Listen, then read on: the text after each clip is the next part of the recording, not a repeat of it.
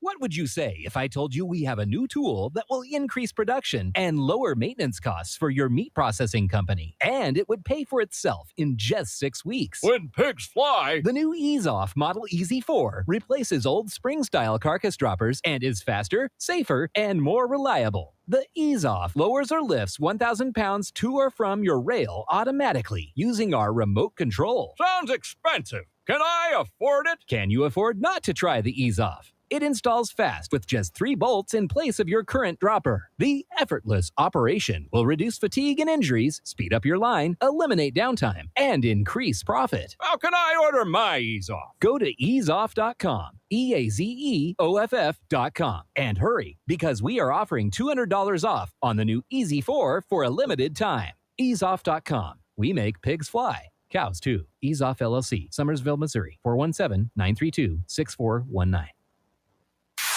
You're listening to Republic Broadcasting Network because you can handle the truth.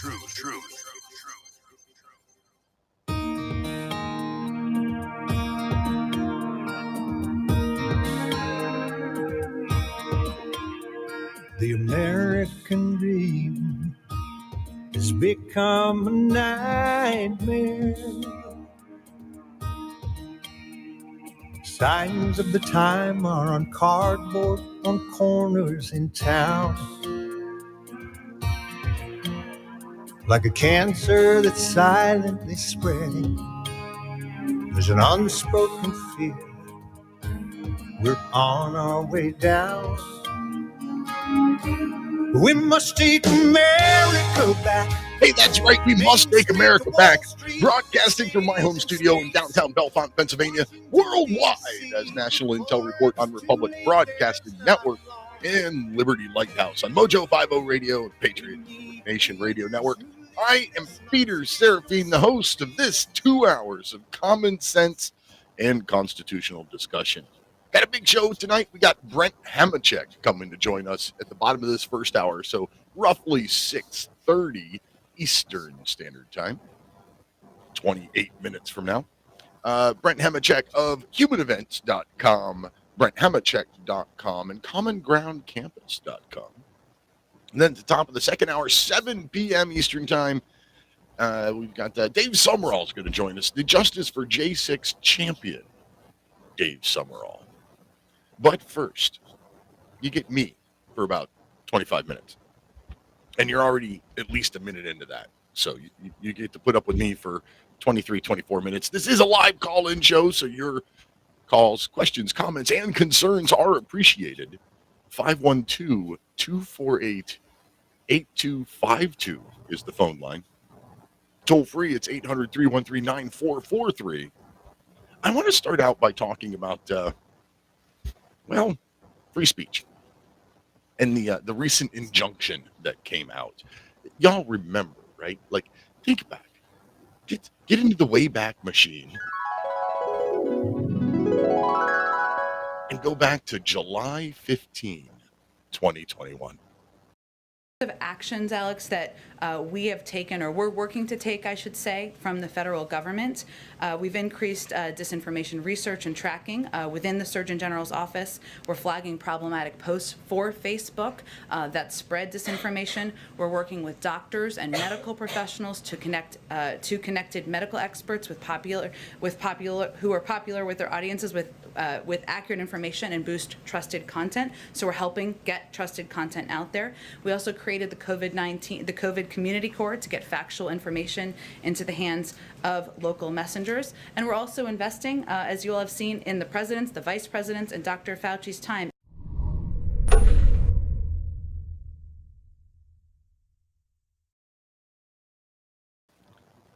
Did you notice the flagging problematic posts for Facebook?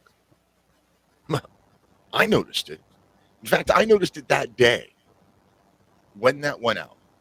And that put up big red flags to me. As a matter of fact, I did one of my Liberty Minutes on that exact press conference the very next day. So again, now we're at July 16, 2021. This is what I had to say then. I'm Peter Serafine, This is your Liberty Minute for Friday, day 488 of your free trial of socialism. The Biden administration is pushing social media companies to censor COVID misinformation. This is a clear and blatant violation of the First Amendment right to free speech. It does not matter if the information is true or false. The First Amendment protects your right to speak. The government cannot call for censorship. You have the right to lie and spread fake news just like the government does. If this is allowed to continue, how long will it be until your belief is labeled misinformation? Remember the wise words of Benjamin Franklin. Whoever would overthrow the liberty of a nation must begin by subduing the freeness of speech. Join me in cutting the fog of politics in the Liberty Lighthouse. All right, that's enough of that. So it was clear to me immediately that what the federal government was doing was unconstitutional. And again, like I said, it should have been clear to anybody who has ever read the First Amendment to the U.S. Constitution. Congress shall make no law respecting the establishment of religion, comma, or the prohibition or prohibiting the free exercise thereof, semicolon, or abridging the freeness of speech, comma, or of the press, semicolon, or of the right to people to peaceably assemble and petition the government for a redress of their grievances. So get out the religious stuff and the stuff that doesn't really matter in this conversation. Congress shall make no law respecting or abridging the freedom of speech.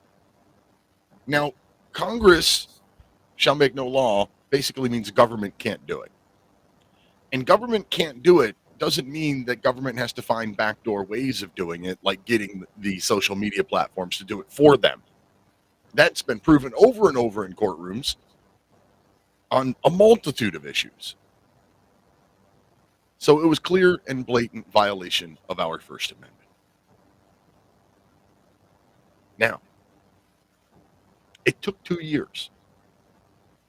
That was July of 2021. It is now July of 2023. And we got a federal judge who has stepped up and done something about it. See, we got a lawsuit going on right now. Missouri versus Joseph R. Biden Jr., which was brought by the attorneys general of Louisiana and Missouri against the Biden administration.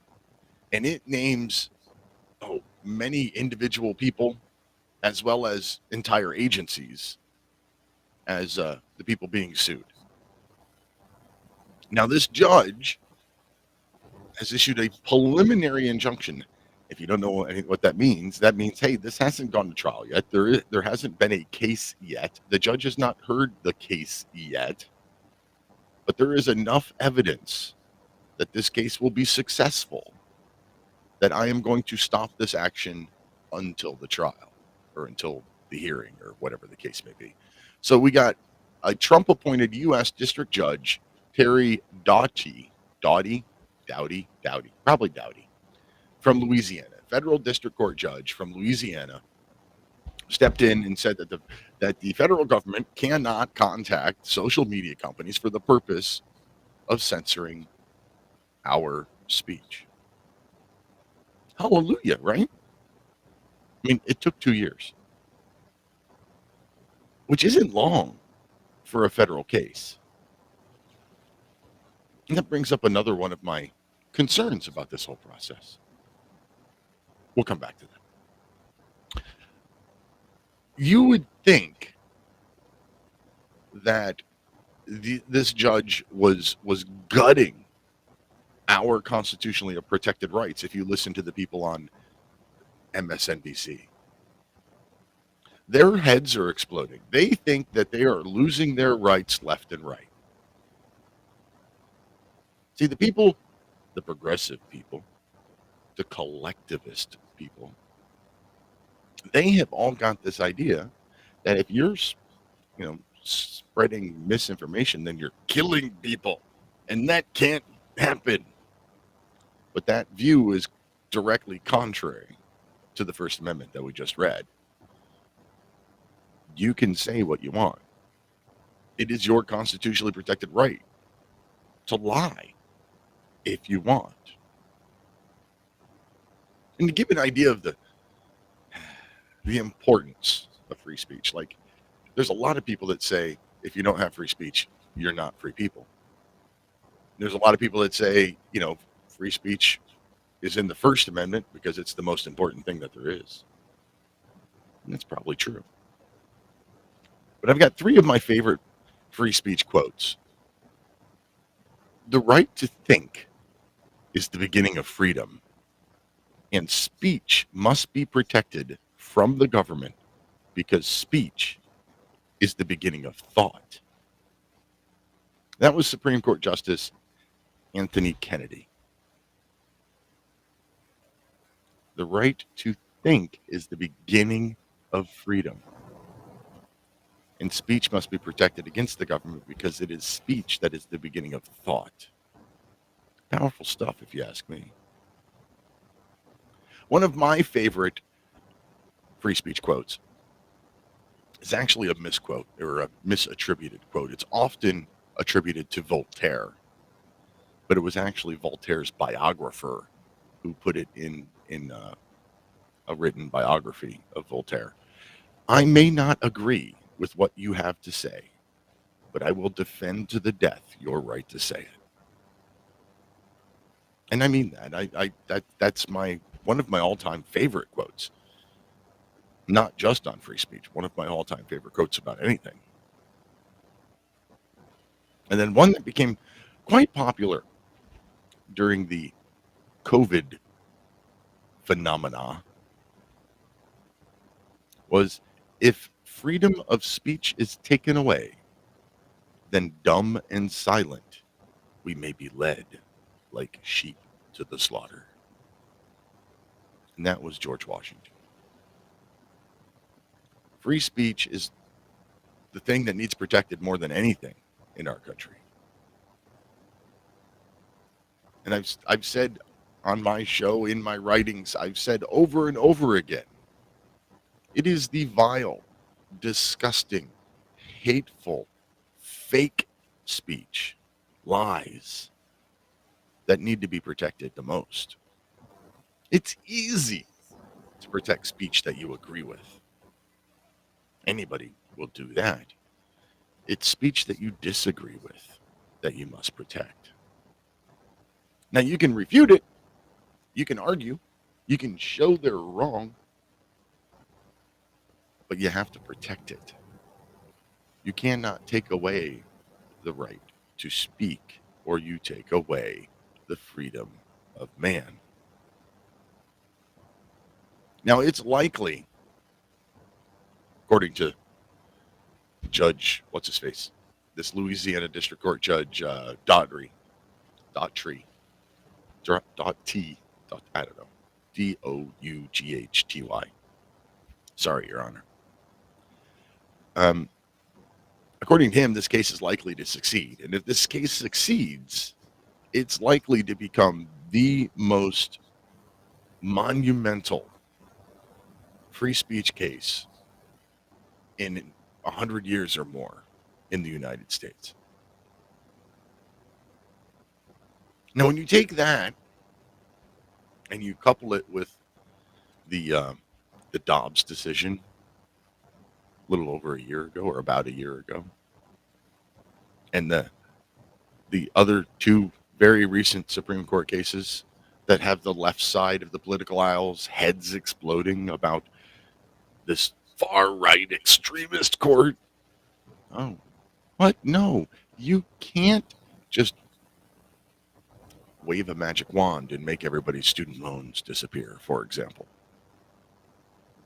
You can't require 87% of the population to pay for the loans of the 13% that have them. Huh. And you can't use race to decide college admissions.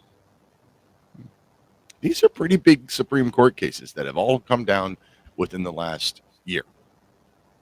3 of them, well, 2 Supreme Court, 1 District Court, 3 of them within the last week. Is this the beginning of the return of the Constitution? God, I hope so. I miss the Constitution.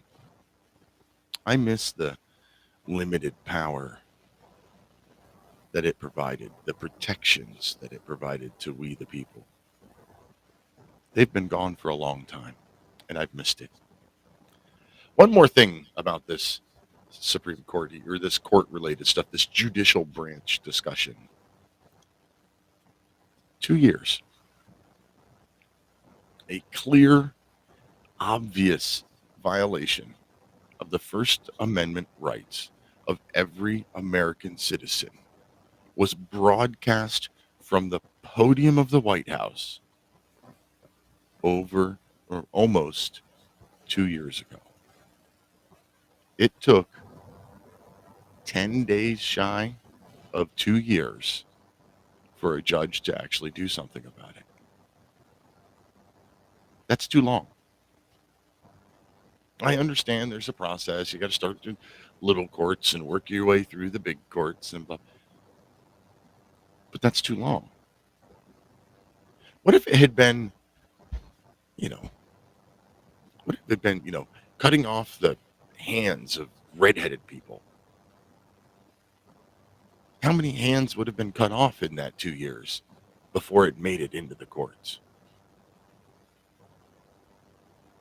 I don't know what to do about that. I don't know how to speed that process up. I don't know how to get our courts to solve the glaring, obvious issues faster, but that's what we need to do. I would absolutely love to hear your questions, comments, and concerns about any of this judicial branch stuff that's been going on. I think it's been great for, well, at least the last week. It's been pretty great. Area code 512-248-8252 is the call-in line. I'd also love to hear from, maybe there's an attorney out there listening that might have an idea of how we can speed this process up. We should not have to wait 2 years for us to get our constitutional rights returned to us when it is so blatantly obvious that they've been taken away. And the other thing, what about our losses as people on the right side of the political aisle that were victims of this censorship by the White House? I mean, there were some big names that were there pointed out specifically, like the White House was saying, you need to cancel Tucker Carlson, for example. There was other individual comments and memes and things that they wanted done. But there's also people like me. Like I had, 200 or 300 YouTube followers. My YouTube channel got deleted. It was gone. I lost all those followers. Now I'm starting over again. I had thousands of TikTok followers when that account was deleted for violating medical misinformation guidelines that were all proven to be true. I think everything I have said about COVID has been proven to be true. But first, help me out and help yourself out. I want you to go to the wellness company. Pick up your phone or a computer and go to the wellness company. TWC.health. TWC.health. From there, you can get a great American-made, like high-quality American-made supplements. You can also get prescriptions. Deal with pharmacists and pharmacies and doctors, all at TWC.health. And these are not woke doctors that have been sucked into the medical establishment. These are doctors who stood up for your medical freedom during the COVID nonsense. So that's TWC.health. And use code Lighthouse when you're there. And then it'll save you a couple of dollars. And I actually think everybody should go out and get one of the memberships to TWC. TWC.health, and you'll get yourself some of that access at discounted rates and those supplements at discounted rates. There's all kinds of great stuff at TWC.health. Use code Lighthouse. It's time to make George Orwell fiction again. Jerry in Chicago on line 1. Welcome to the show, Jerry. Well, thank you, Peter, for taking my call. Hey, I just wanted to mention something about this judicial process with the Supreme Court.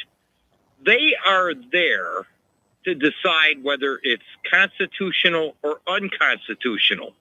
But the question is that when the Constitution was written, what was the law dictionary of the time? Black's Law number 2, 1, 3. I don't know. What are they reading now for the definition of the words?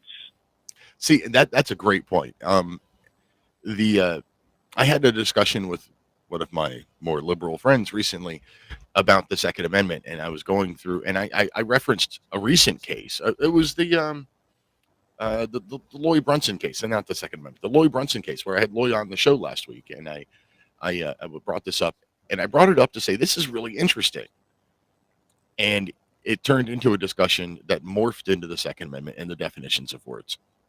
As a constitutional originalist like myself, I say that they go to there's a the 1780 version of Webster's dictionary and look up words. But and sometimes they do. You can look at in the Dobbs decision. If you look, they went back to freaking medieval times and went to what the quickening and all that kind of stuff, trying to find the point of life. They do look back at historical meanings of words if they're on the right side of the political aisle or constitutionally leaning. If they believe in the constitutional originalist concept, they look back at the words then, because using the Second Amendment, a well-regulated militia. Well, what is a militia? People today would think, well, it's like the National Guard. But back then, the militia was basically every able-bodied man between 18 and retirement. And then well-regulated. Well, they didn't have regulation the way that we have regulation today. The federal government didn't write rules about every bloody thing on the planet. Well-regulated meant practiced and drilled and, just good with their arms. So, yes. Okay. Any of these courts should look back to what words meant when they were written. And if you can't find it in a dictionary, almost every bit of this stuff was debated in each of the states, or 12 of the 13 states at the time, when they had the ratification debates. They tore apart the Constitution and then went back and tore apart the Bill of Rights. And they debated damn near every line of it at the state level. And you can see from that what the words meant at the time. Okay, I will agree with you wholeheartedly on that. It's like I say, I don't think they're interpreting the right language that was used when it was written. But if you listen to Obama, and you listen to Bush, it's just a damn piece of paper. Uh-huh. And no, this is what we set our whole country on. And,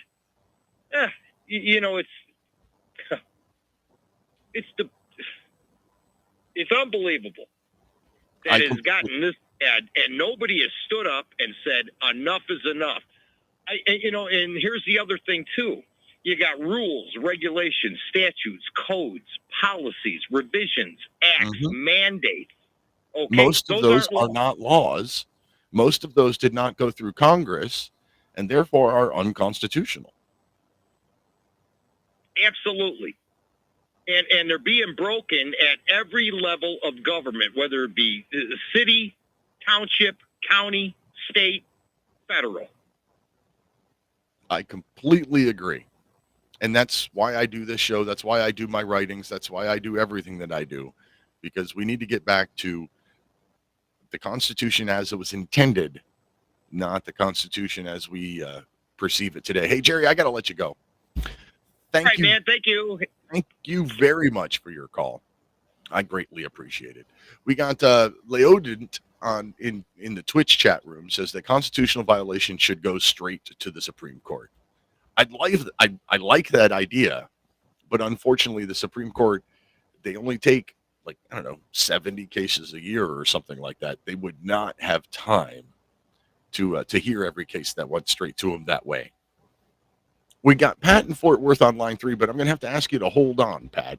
We'll get to you at the other side of the commercial break because we've got maybe 60 seconds until we get there.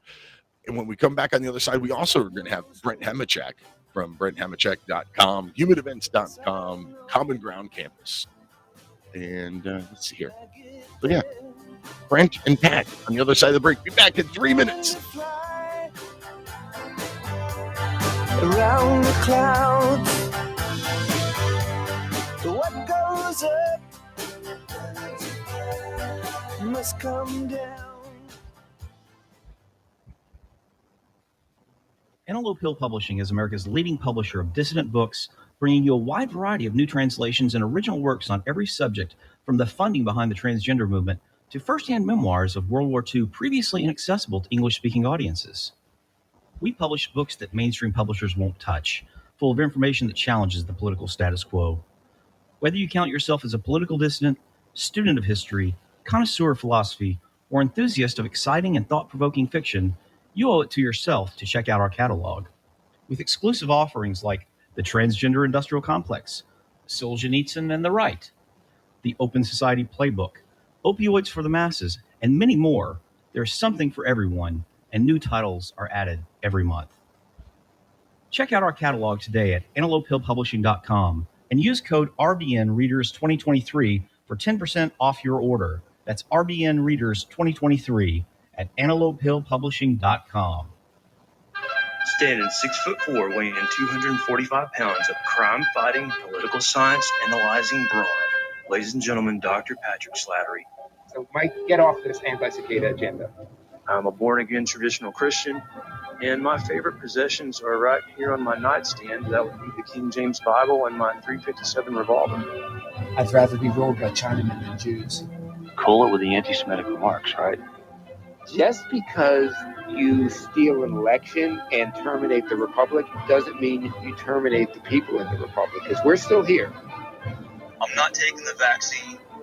You, Bill Gates. There was a way forward still on January 6th. What needed to be done is to object to every single state. The COVID-19 virus was the setup. The vaccine could very well be the bioweapon. The Patrick and Jeremy Show, Tuesday at 9 Central and Wednesday at 1 Central. Einstein once said, "Future medicine will be the medicine of frequencies." What did he know? Imagine you hear ocean waves caressing a beach, or a favorite song from the past, or the trickle of the babbling brook. All of these are sound frequencies that positively affect us. Terahertz is a soothing, healing frequency that has been proven to resonate at the same frequency as healthy cells. It penetrates the body and stimulates new healthy cell growth. Want to diminish muscle aches, joint pains, and experience a greater sense of well-being? Tired of spending money on short-term remedies that never seem to work? Soothing, healing, relaxing terahertz frequency is now available and as handy as flipping a switch. Terahertz technology is changing the course of what we were taught about how to maintain our health and well-being. To read more about this amazing breakthrough and to order your terahertz frequency wand, go to NaturalEarthMedicine.com. That's NaturalEarthMedicine.com.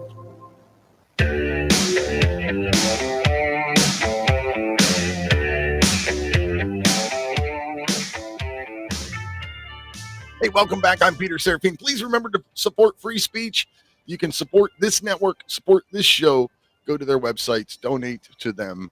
We got republicbroadcasting.org, mojo50.com, both of which have places where you can donate. You can also use their promo codes. Use my promo codes. Help us all out. My promo code just about everywhere is Lighthouse. So if you're going to buy something online, just try the code Lighthouse and see if it works. Let's see. We got We got Pat in Fort Worth on line 3, but first, I want to bring Brent into the conversation. Welcome to the show, Brent Hamachek. Where do you go when you want the truth about current human events? You go to Brent Hamachek over at humanevents.com, BrentHamachek.com, and over on Common Ground Campus. And now, welcome into studio, Brent Hamachek.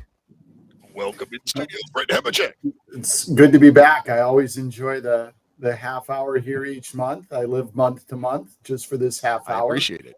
Now, So we were thanks for talking giving about a lot of the Supreme Court.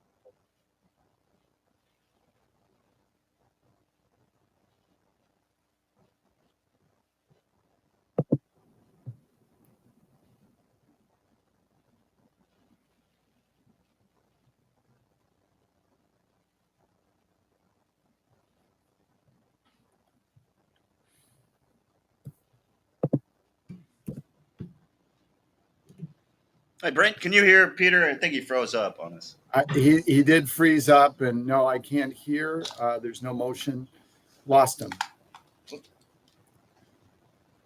Well, stand by, Yeah. everybody. We'll see if we can grab him, get him back in here. Peter, you're going to have to reconnect, I believe. Yeah, nobody wants to just hear me talk. Here he comes. I'm There back. you go, Peter. There you are. I don't know what the heck happened that time. Normally, I get a little warning. My computer starts buffering and all kinds of weird stuff. This time, it's just boom, gone. Not a problem. We complain about this technology thing until we stop for a minute and realize what it's doing. You and I, however many miles apart, speaking over air in real time, right, with video. So I think we should just count our blessings and say we're glad you're back. Yeah. All right. Well, I thought I was going to have to host your show for a minute. You can do that. You know, I'm going to be gone. I think in like 2 weeks. I'm taking a night off. You can host that night if you want to. Oh, goodness! I don't know that your audience would be ready for me. That'd be quite a drop in level. But let's see how I do as a guest here tonight. We'll go from there. All right. Well, I don't know what you heard or didn't hear, but we were talking about a lot of the recent conservative-leaning court decisions that have come out recently, but Right. they're taking a really long time. Like this last, temporary injunction or preliminary injunction. I mean, that was 2 years ago when that happened. Do we have to really put up for 2 years before we get our constitutional rights back? And we now have like 3 people on the phone. So you want to answer some phone questions while you're here? Oh, sure. I always love that. All right. So let's see. First, I think it's Pat in Fort Worth on line 3. Hi. I wanted to tell you about one of the ones that happened this week. It was 303 Creative versus ELENIS. The lady's name is Laura Smith from Colorado. That was Lori, the web and, designer, right? Yeah. Yeah, I didn't talk about that one. You're right. That was another big one that I completely forgot to mention. Alliance Defending Freedom. And the only thing I know about them is that they're pretty well known in the Supreme Court. And they, they handled a baker who wouldn't make the gay cake. Because see, all these people, they can go to anybody they want to, but they want to go to the Christians because the main thing is to take them out because they don't agree with your lifestyle. Right. That's it. I mean, and that's one thing. And another, well, I'll let you go because you probably got a bunch of people that have questions too. But I was real proud. I was real proud of that one. Thanks, I Pat. really was. Wait a minute, let me ask you. You gave PWC help. You're coming The wellness- kind of garbled all of a sudden. I don't know what happened. TWC Health, the wellness company. Yes, the wellness company.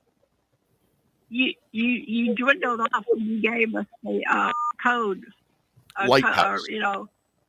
Lighthouse. Okay, I'll let you go. Thanks. Bye. Thanks, Pat. So, Brent, I'm going to tell you my opinion about discrimination and as a business owner, and I'd like to hear your opinion of it. Sure. And this might make me an asshole, but this is how I feel about it. I think you as a business owner should be able to discriminate all you want, but you should have to put a big fat sign in front of your business and says what you're discriminated against. If you want to have a no gays, you put a no gay sign out, or no blacks, or no whatever, and you discriminate, and then other people are just not going to go to your place, and you're not going to be in business for very long. Well, look, this is a way more complicated issue, I think, than we make it. And we live now in this binary world, and I think we've talked about it on other broadcasts. And so your audience knows something to look forward to. I'm in the process. I'm really, really honored and thrilled that I'm writing a book with Mel K. And what we're doing is we're putting together a 12-step program for an American political recovery, and trying to get people to realize that we've become addicted to conflict, and we need to address that and work through that problem. One of the things that happens when you're addicted to conflict is your brain starts to crave it. And so you make everything a binary issue. And that way you can be on one side and you can hate everybody on the other. I think this issue with the web designer is complicated. And I'll be unpopular here with maybe some of the audience. And I'm not against the decision. I get the decision. And, that particular case had a particular owner who had views that it wasn't just that she wouldn't, make a cake for a transgender couple or something. That wasn't it. It was she was reserving her right to not make a cake and put things on it where she disagreed with the message that was being sent. So properly understood, it was a First Amendment rights case. The court took it on that way, and I think their opinion was appropriate. But, we had a movement back in the 50s and 60s that led to, folks being arrested for sitting at lunch counters and fire hoses being turned on people in the streets. I happen to know one of the ladies who was one of those protesters, and she said to me a few years ago in a nice soft voice, getting hit with a fire hose really actually hurts a lot, kind of soft spoken about it. But they engaged in civil disobedience because of the color of their skin. They were being turned away from places, business places and other places. And they were saying enough, that it shouldn't be a criteria. And so I don't believe in the slippery slope argument at all. I think it's silly. I think we're grown-ups and we can draw lines and we can make distinctions. But I do want to challenge the audience a little bit to ask the question that we used to wear on bracelets. And that is, WWJD. What would Jesus do? And it's a really interesting question to ask, because most of the vitriol that comes from the Christian world, and by the way, I've studied theology at the graduate level, so I'm not just speaking, off the top of my head. I'm informed reasonably. Much of the vitriol comes from the writings of Paul, right? So we don't really find it in the Gospels. We find it coming from Paul. That's fine. He's part of he's part of the New Testament. On the other hand, we have to look back and say that Paul and Peter didn't agree on a whole variety of different issues in the early days of Christianity. They even had to call a council in Jerusalem, I think, to get together Paul with some of the remaining apostles and say, hey, let's sort out this Jew-Gentile thing. Why do I bring it all up? Because I think it's really, really worthwhile in the context of us drawing lines in our lives over our Christian faith to stop for a minute and ask ourselves, what would Jesus do? And it could be that a reasonable person and a good Christian would conclude that Christ wouldn't make the cake. It's just as reasonable for a Christian to conclude that he would. And so I just think that that's a healthy way to view this, with a bit of a jaundiced eye and a raised eyebrow and a little bit of care to say, are we following really what we think might be God and Christ's will? Are we following our own? Are we really convicted here about something? Or are we looking for a chance to have a binary issue and then go after the people we don't agree with? So it's just a thought, and I hope people aren't offended at its suggestion. Yeah. I think more times than not, it's probably the latter. You picked your team side, and that's all there is to it. We got Melissa in Maryland on line 1. Welcome to the show, Melissa. Hi there. Do you mind a change of subject? Sure. Okay, because I can call back if you would prefer, or we can postpone this if you want to. So here's the question that I pitched to you. You know what 3G and 4G and 5G phone service is, yes? I don't know Sure. the technology behind it, but I get the general idea. Right, same. Right. Well, I wonder, since 3G is becoming no longer available, maybe it is available some places, but it's just, it's not really available any longer. Many have been forced off of 3G, even if they prefer to use it. My question is, how do you keep the 4G phone service going, and how would we find out if there's a minimum number of users to keep the 4G phone service going, and how many users there are, et cetera? What are the directions on keeping the 4G phone service going? Outside of my bandwidth, if I can do that very bad joke. So I'm sorry, I can't help, but our host, I think, knows everything. So, I can handle a bad joke if you want to go ahead and give it. I can handle it. I don't know that everybody else can. No, I just said it's outside my bandwidth. I'm sorry, I don't have any idea. It sounds like the kind of thing that is tailor-made for a good online chat room of informed users. I seem to be able to find those folks to help me with just about every question I can find. So I'm sure there's an answer to that one.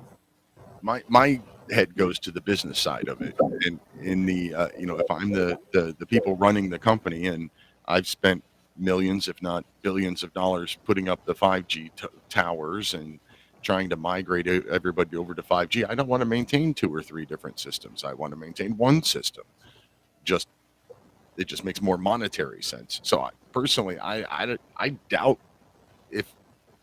doubt you would ever be able to stop them from forcing you onto the newer system just because it makes monetary sense to the business to only maintain one. Yeah. But but you do bring up a good point. If you have enough people who refuse to buy 5G phones, and the business is faced with the choice of either lose them as customers entirely or maintain 2 systems, it might make more sense to them to maintain both systems. I would like to I wonder, I was just going to make the comment, I wonder what their number for 3G was, because they did manage to force us off of 3G, at least in some places. And then, of course, you have the equation, which makes sense, that, if you get inferior service with 3G and you pay the same amount for 4G, that you might as well, switch over. But some of us are insisting upon retaining our 4G and would like to know if there is an effortless, reasonable, proactive step that we can take to do it. Yeah, I don't have an answer. Don't have an answer. A quick general thought, though, up one level from the question, but related. I think one of the things I hear a lot, and I'm sure you do, is the concern people have for technology changes, surveillance, monitoring, capture of data, even some health threats from a 5G perspective. And I don't know how much of that is true. I don't know if anybody knows how much of it is true. I do know some really intelligent, thoughtful people who believe that there's some health risks. That said, you have to balance it against the notion of, we've got 70, 80, 90 good years here, whatever it is for any of us. And so there's a balance between reasonable caution and reasonable concern, and then being so concerned about technology that you start to alter your life to the point of having it not be the life you could have lived. So again, it's almost like the thought I was giving you about the Supreme Court decision. just urge people to use a little bit of balance in the thought process when you take a look, because on the internet, there's tons of frightening information about everything having to do with technology. I've said on your show, I think the biggest story almost in American history is our move towards a national digital currency. That's a big deal. And that should terrify everybody. But short of that, other issues, just use some judgment and think about your own life and say, how important is this really to be concerned about? And try to smile and have a good time. Thanks for your call, Melissa. We got a Okay. Keep up the good work. Thank you. thank you. Somebody over in the Facebook chat room says there are definite health risks. Check out Amin Jabi and his information on tech inside of Silicon Valley. I don't know. It's not something. I've ever really Like I thought said. about. Yeah, I mean, it's like I said, there's a lot of very smart people who aren't insistent upon it. I get it. I'm not dismissing it. I'm just saying, it's like the old George Carlin joke about saliva causes cancer, but only if swallowed in small amounts over a long period of time. So, I don't know. Of course, I'm old, right? I'm near the end anyway, so it doesn't really make any The old studies about like saccharin and all that kind of stuff, where they Yeah. injected And they all rats with like 100 years of human-sized Right. doses, Right. into a 8-ounce rat or whatever it was. Of course, it caused cancer. That's insane. Sarah in Oregon on line 5. Welcome to the show, Sarah. Hi. Hi, You Sarah. know that the free speech isn't free. Share the show out. And also, if you want to discriminate, you can go ahead, but put a sign there. Bye. Bye. Thanks, Sarah. Right. Well, I mean, and I get that. And that was a suggestion that you made as well. And I know it's a serious, thoughtful one to put the sign out. And I'm just suggesting before you put the sign out, check your premises. Right. Because we used to have signs out that said no colors. Right. And I think we've advanced, and I'm not, by the way, for a minute. I don't know that anybody can be more outspoken about the transgender movement than I am. You can be just as outspoken, but not more so. And so it's not like I'm supporting it or advocating it, but it's not for religious reasons. I'll let God sort that part of it out. It is because in my mind, it's the first movement we've ever seen in American history that has parents voluntarily physically harming their children. Mm-hmm. Now, that's something that's against our nature.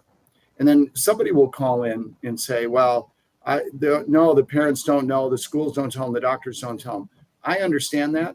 I know people firsthand where the parents willingly went along with it.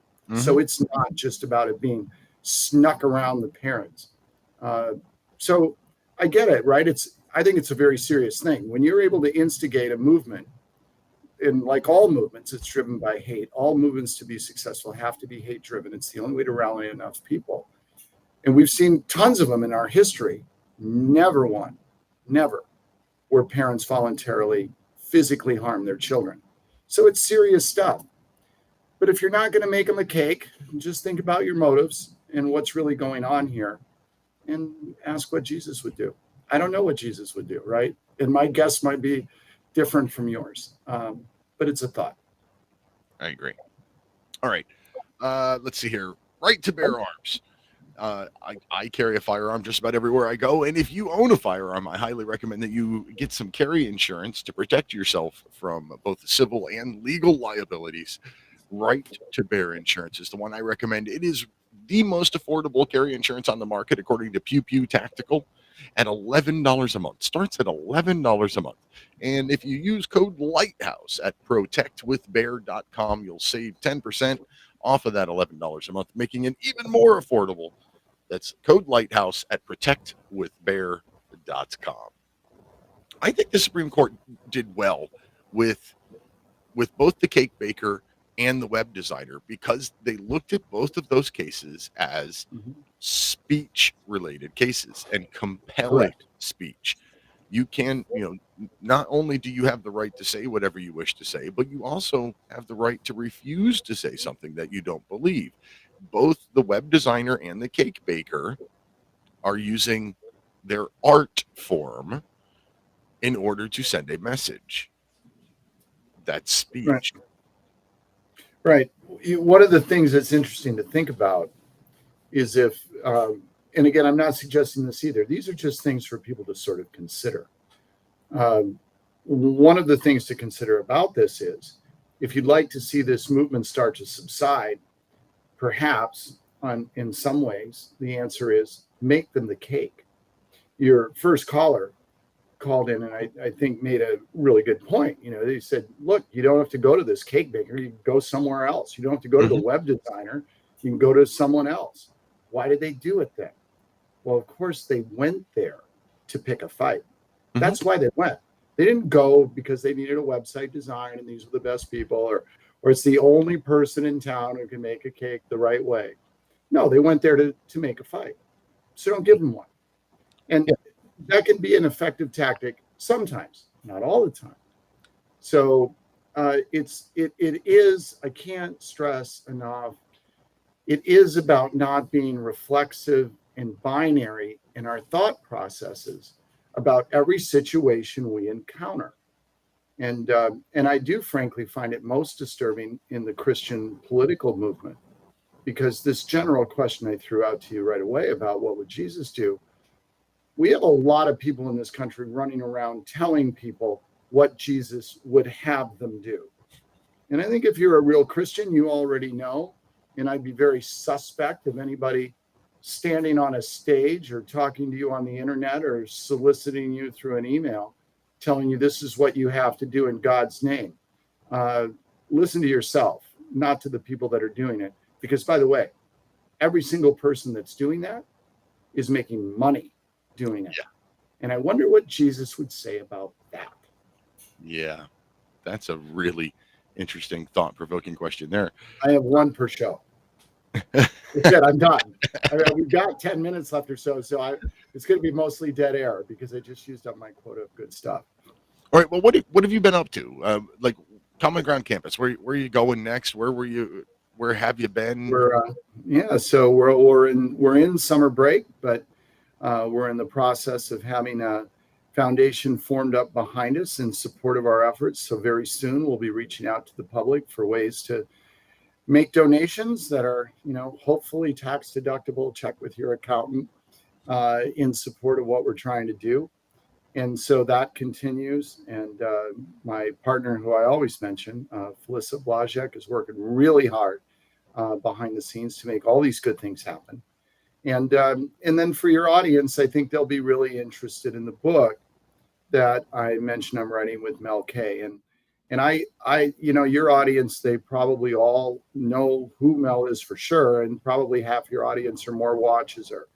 Here's what I can tell you about her behind her back in public. She is an extraordinary lady. Her integrity is matched by her intellect. So she dots both I's. And it's really just a treat to work with her.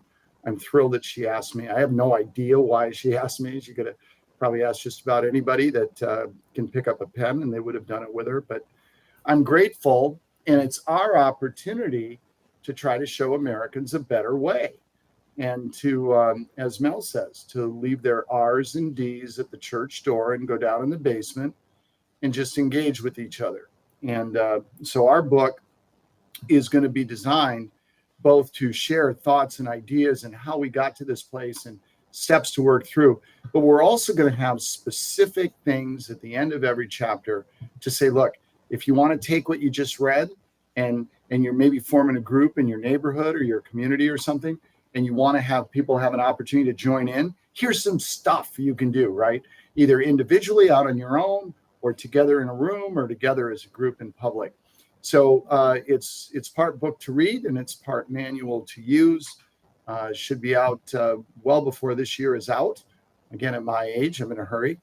Mel has more time than I do, but it's a worthwhile project. And when it does come out, if you keep having me back, I look forward to the month in the not too distant future when we're able to talk about it in detail. Well, I like how you did that with, a two-step process, like, here's something to read. And, oh, by the way, there's tools in it too. Yes.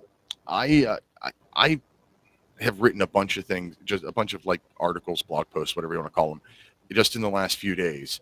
And one of them, and I can't remember if it's one that I've already posted or one that will be posted soon. I have in it at the end, it's like, here are some of the things that we can do to get this back. It's here it is. It's the one that it just posted on July 4th. It's reclaiming constitutional governments, streamlining the federal government and to its authorized agencies. And we've got sustainability and sunset. Get government to like put sunset provisions in more of our laws and more of the creation of these things, so that we figure out where they go. And at the end of that sunset, did it work? And anyway, there's like 5 ideas in there, things that we could do to help. And that's really hard to come up with these ideas. It's really hard to come up with solutions. It's easy to sit behind a microphone or behind a keyboard and complain, but coming up with ideas on how to fix things is difficult. Right. You're right, and hats off to you. That idea of sunsetting, think about it. Contracts have expirations, or they have automatic renewals that can be stopped by a party, 30 or 60 days ahead of time. What is the law? It's a contract made with the people. So your idea, novel and consistent with other notions of contracts. I think it's original and creative. I like it. And we've got to get to the point where we stop just sitting in the chair in our living room, holding our phones and posting crap on Twitter and Facebook and everywhere else, Instagram, Snapchat, TikTok. I mean, you got 2 things on TikTok as near as I can tell. You got hateful, stupid stuff, and then you have like pet tricks.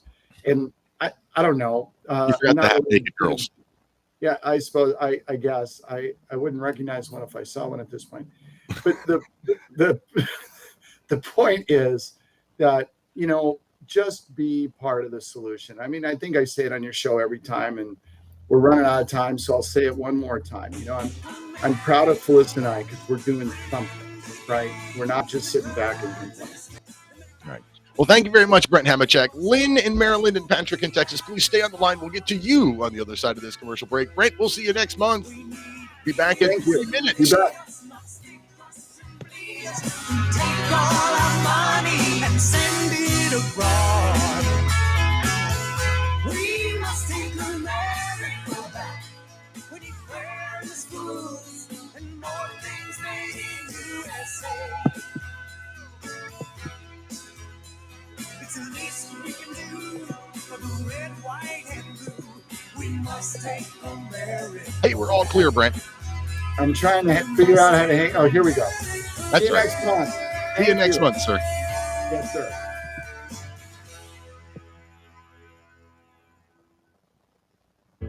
Extendivite, a 7-herb combination of garlic, cayenne, hawthorn, bilberry, ginkgo biloba, valerian, and milk thistle. Extendivite is designed to strengthen the heart and arteries and help the body heal itself. Doctors are not able to explain the improvements they are seeing in their patients' health who are taking Extendivite. So people who once needed more pills are now taking less and getting better. This recently. I thought it was Due to the cool. unexpected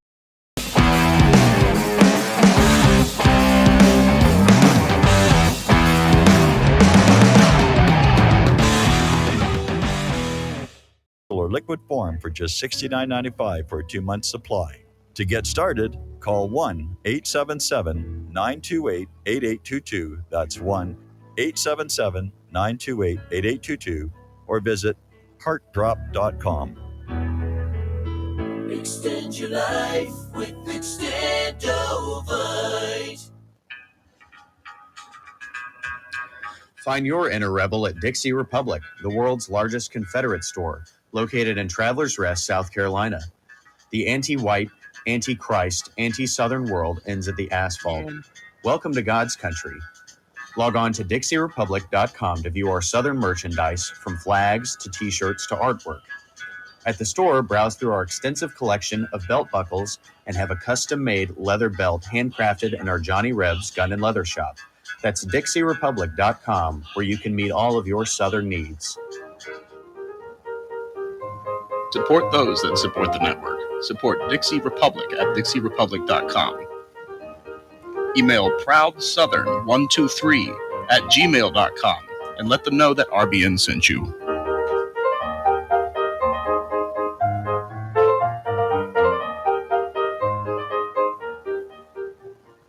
My name is John. I'm the founder of Blackout Coffee, and I started Blackout because I really love coffee. I've always loved coffee, and after traveling so much to Europe, South America, and trying so many different coffees that were so good, and every time I came back to the U.S., I was so disappointed with the coffee, so I figured that I had to do something about it. The biggest difference is on the beans and the roasting process, how we roast it, and how fresh it is. The fresher the roast, the better the quality. Here I have like all of the coffee. It's roasted within 1 to 2 days prior to being shipped. So it literally gets to consumers' house within 3 to 5 days after being roasted. If you like coffee, you have to try ours. It's fresh roasted. It's one of the best beans that we can get, and you will definitely see the difference. Visit blackoutcoffee.com and use the coupon code REPUB10. That's REPUB10.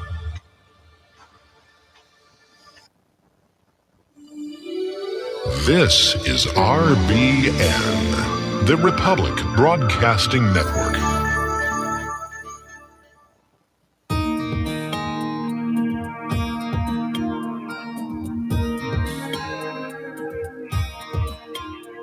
The American dream has become a nightmare.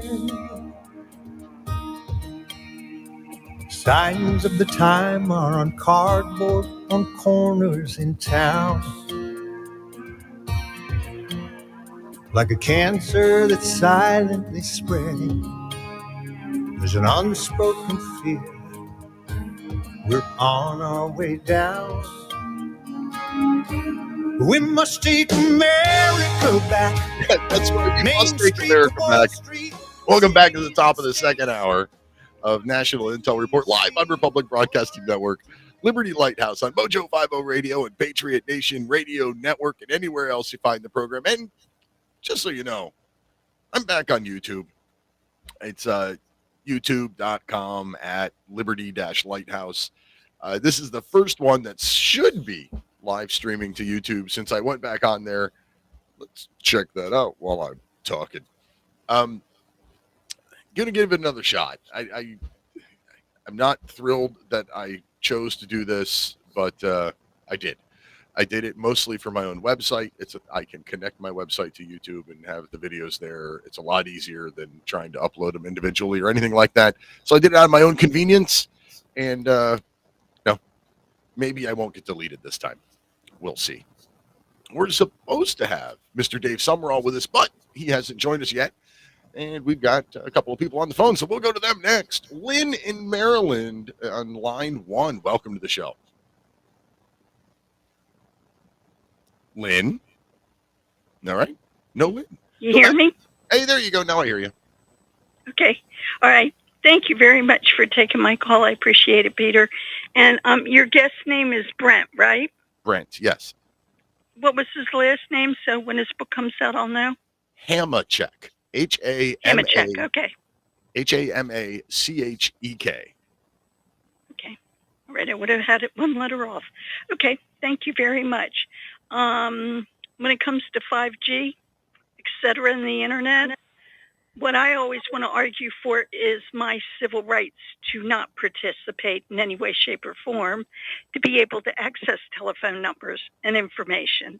And I've yet to win that fight. So that being what it is, I started researching about that, and I lived on the internet. And I'm not ignorant. I can code. I built websites. I also learned way too much and know how hazardous it's going to end up.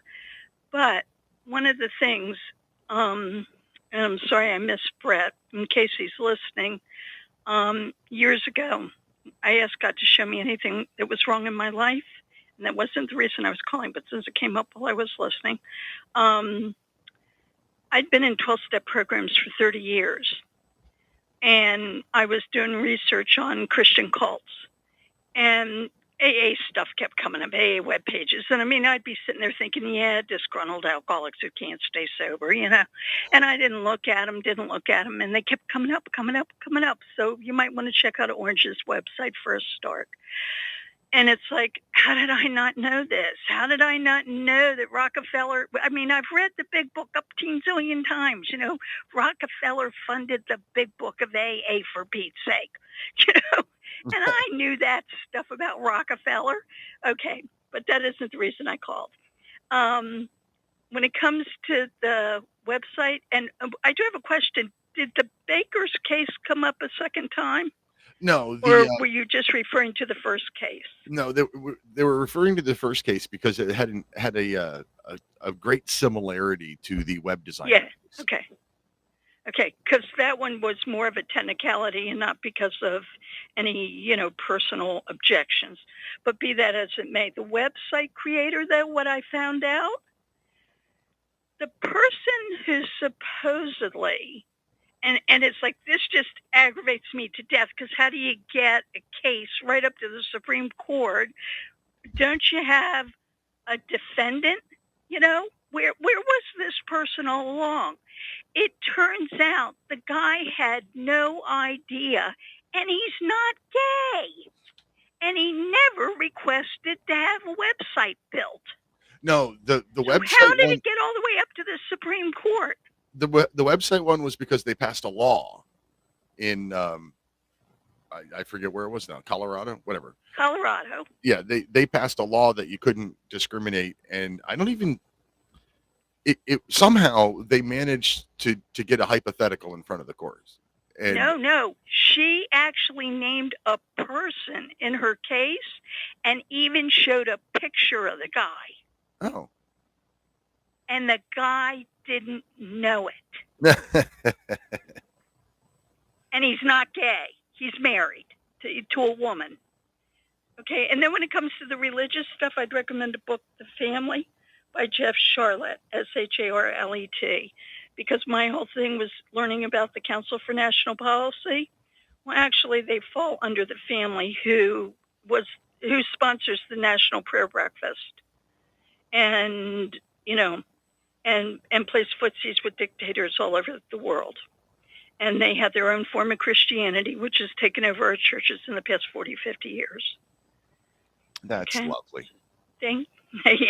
Yeah. And one of the things, I remember being on a prayer call years ago, and it had to do with the baker and the florist. And I'm like, but, you know, if you have a business, how do you say you're not? Now, I wouldn't want to be a photographer. You know, I mean, I'm like, ooh, yuck.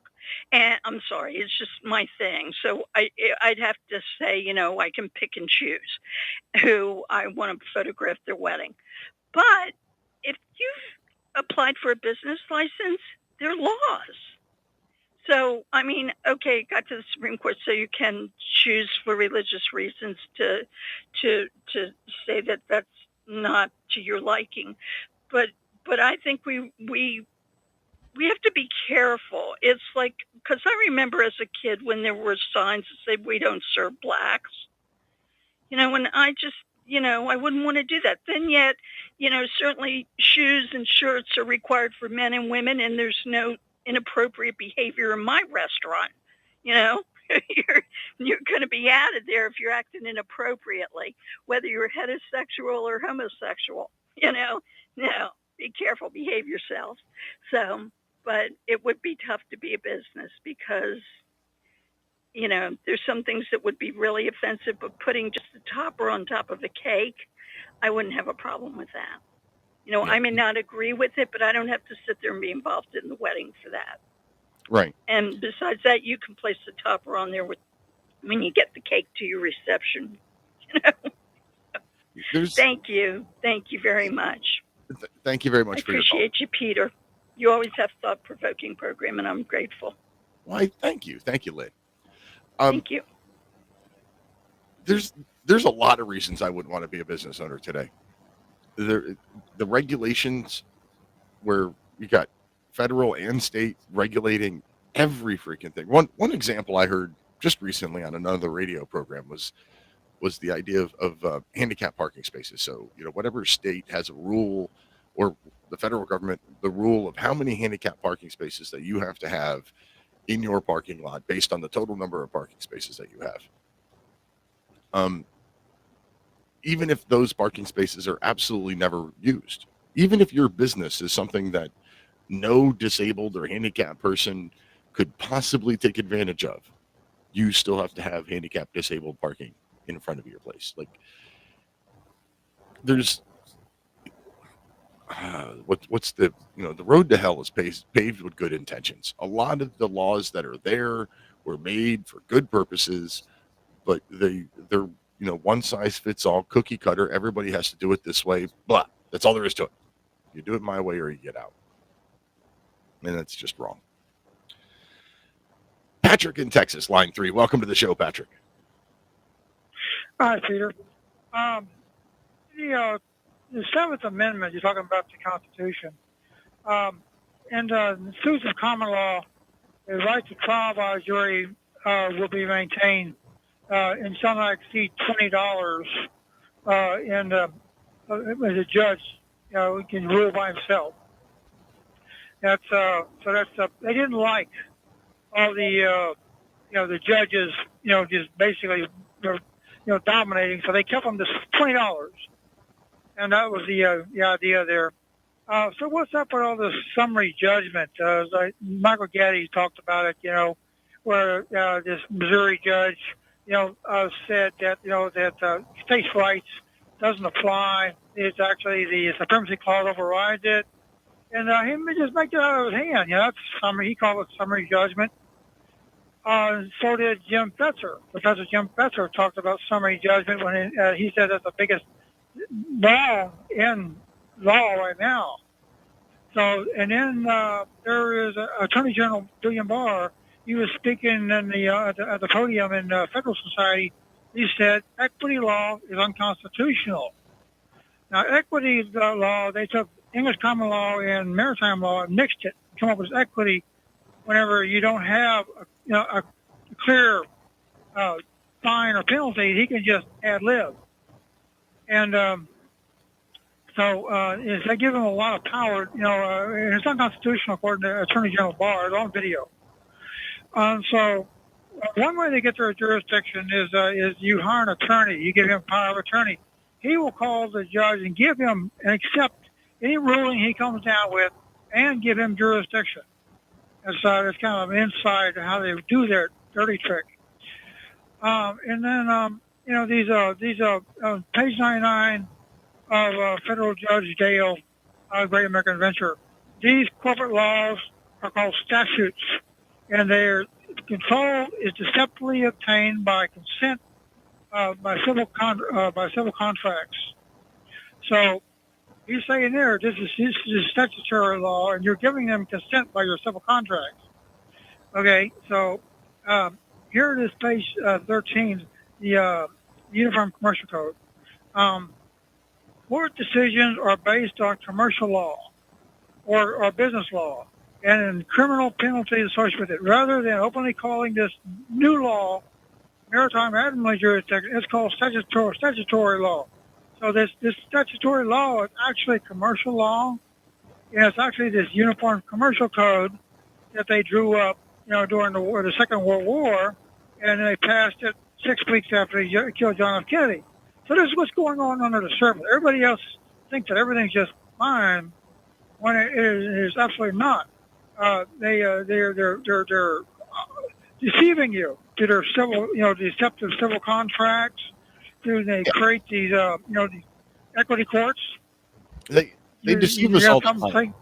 They deceive us all the time. So let's go back to where you started. You started with the Seventh Amendment, where trial by jury shall be maintained in cases in worth $20. Something to note that $20 in 1787 is almost $700 today. Now, granted, it wasn't changed. There was nothing in there about tying it to inflation or anything like that. So $20 is what it is, unless somebody changes it. But it was not as low a bar back then as it is today. You're right. They do deceive us. They trick us out of our rights often.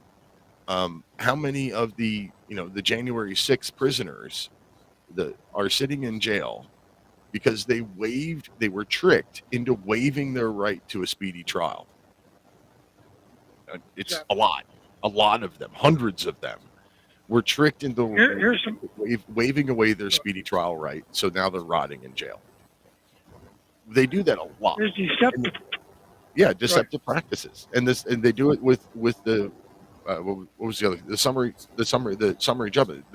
Just because you have the right to a trial by jury doesn't mean that you're going to get one if they trick you into waiving that away, and then you're sitting in front of a judge and the judge decides.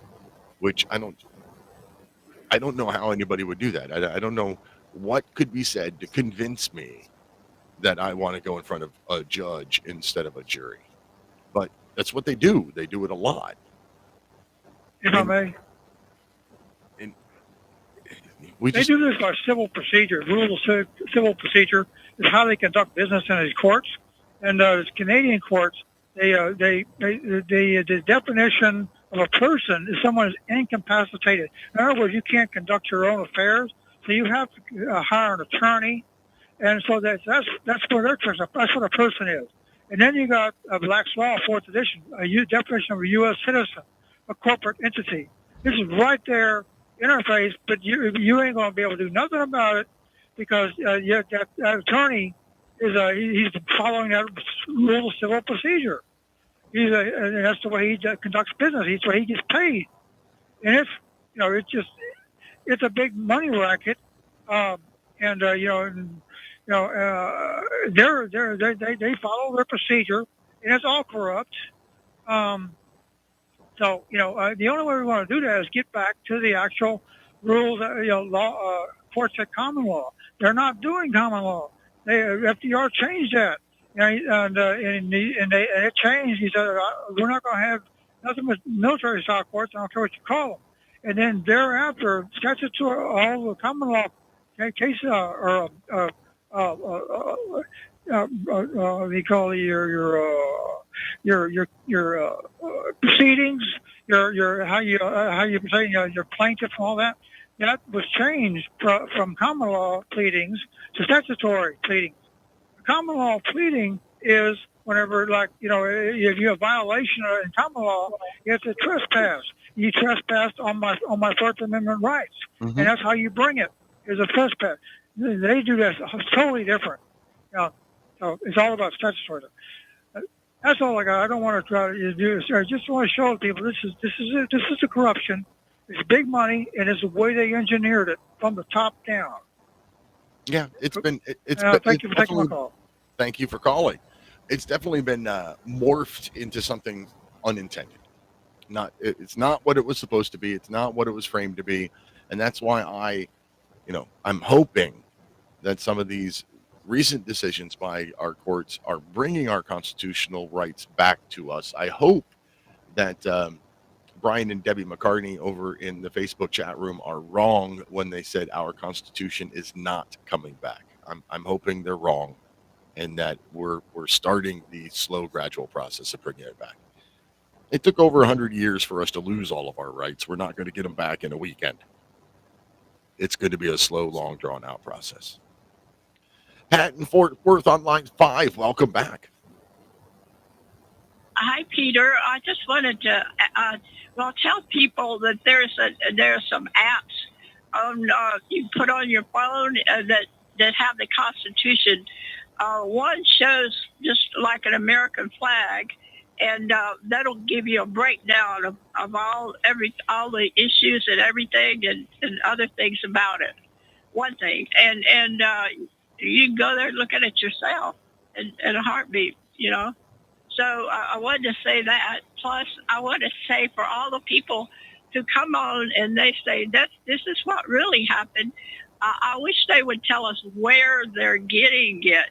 If you're getting it from CNN, you know what they call CNN? They call it GNN.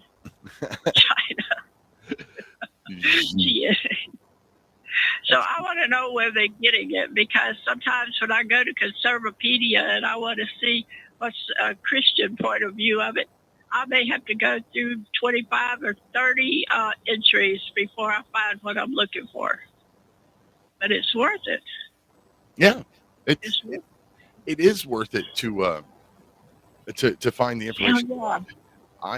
I have next to me a pocket Constitution almost all the time. Like I swear there's a copy of the Constitution in every room of my house in one form or another. Here in my library, I've got leather bound versions and paperback versions and explained, like expanded explanation type versions. I have several versions of the Constitution, and including the, like poster size, looks like it was handwritten versions. We just don't know it anymore. The Haven't general. you heard the reason? Go ahead. I'm sorry, go ahead. No, you. The reason they don't want you to know cursive in school anymore is you can read the original documents yourself. I have heard that. I have heard that one of the reasons that they've stopped teaching cursive is so that you can't read the Constitution and the Bill of Rights yourself. That is one theory I have heard, but I still can. And that was one of the main things I wanted people to do, is tell us where you're getting this that you're so sure of. Because a lot of times I don't tell anything I know because I don't have it right there, so I can tell them where I'm getting it. Right. You want the source.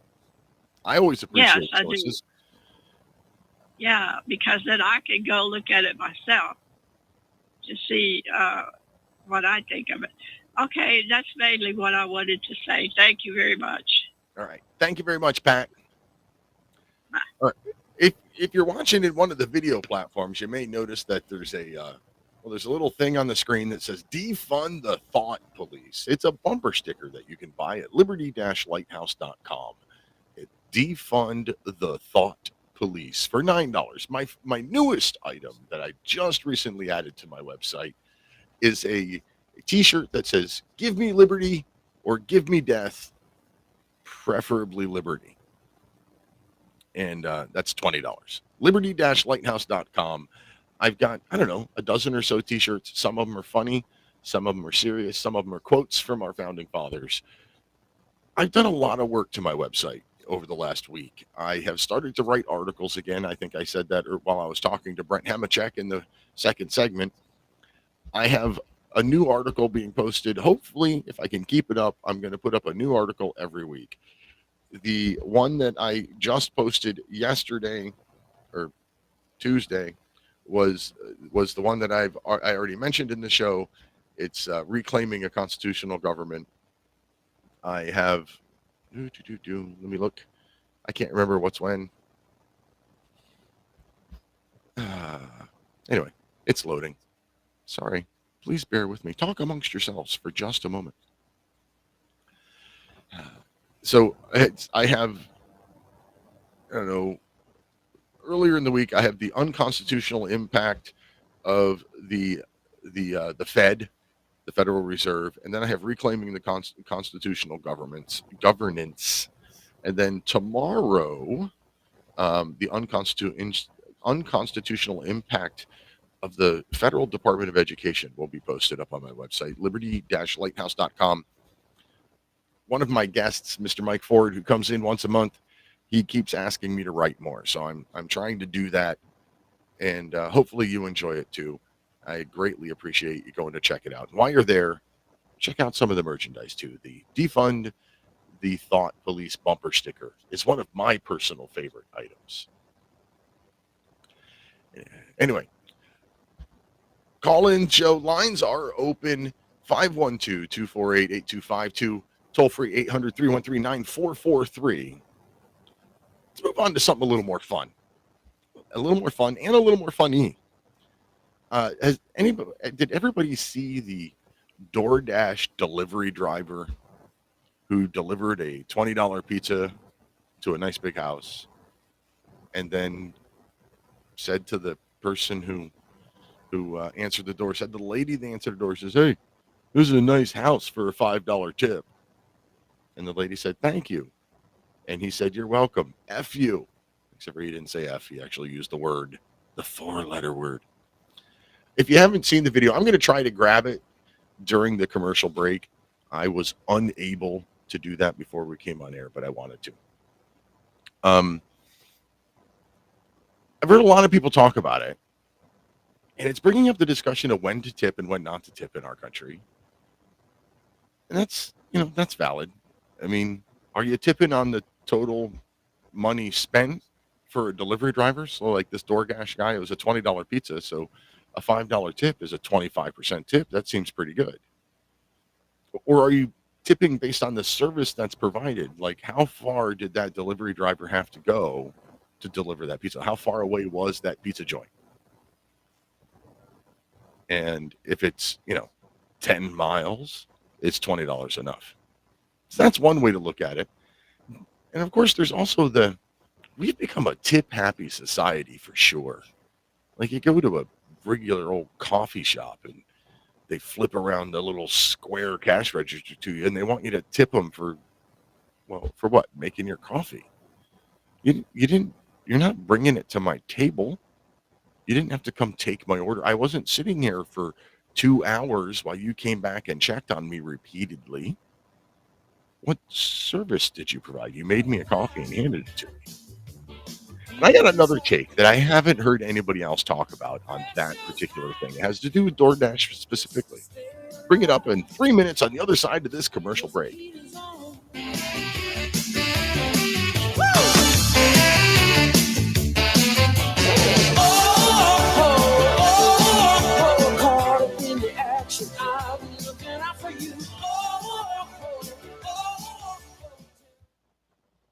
Homeowners, if your lender has gone out of business or sold your transaction to another lender or servicer, you may be the victim of a wrongful foreclosure resulting in the loss of your home. If you've already lost your home, are in foreclosure, or even in good standing, you can challenge the mortgage transaction's illegal issue and your property can be restored to you, and your foreclosure can be stopped or reversed and the mortgage transaction declared unenforceable. State laws, U.S. title codes, the Uniform Commercial Codes, and U.S. Supreme Court rulings have upheld that defective mortgage documentations can reverse or stop foreclosures and enforce property title claims in favor of the homeowner. We are having successes in stopping the process of foreclosure, the enforcement of the foreclosure judgments, the sale of property, and evictions after the sale. We are not attorneys, and we don't give legal advice. We are a professional team of legal researchers, providing forensic mortgage audits and expert witnesses. We have the knowledge to produce the evidence and enforce laws regarding your legal issues. We've been in business for 12 years without a complaint. Consultations are free, and we provide a free title search to confirm if your mortgage has legal defects. Please call 855-253-3748. 855, 2, keep it today.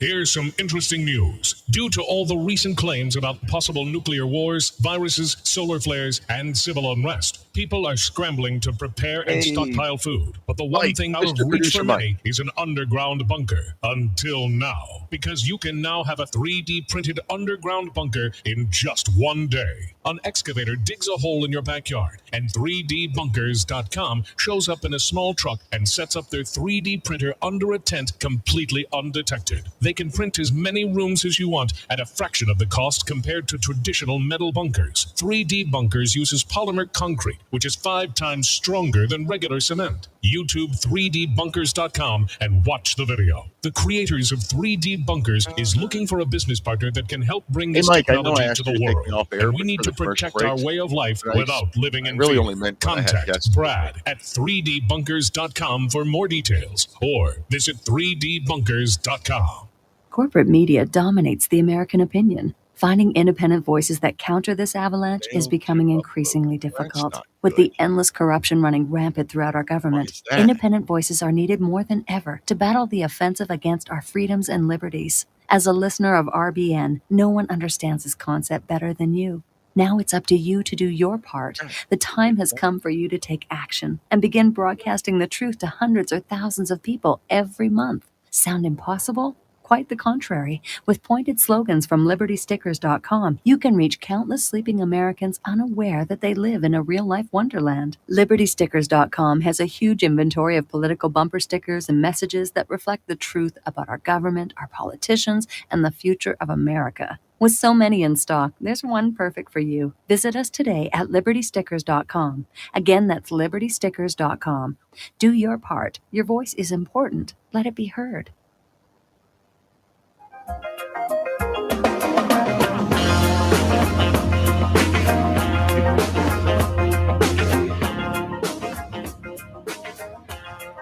Hey, welcome back to the show. It's the final segment here on National Intel Report, Liberty Lighthouse.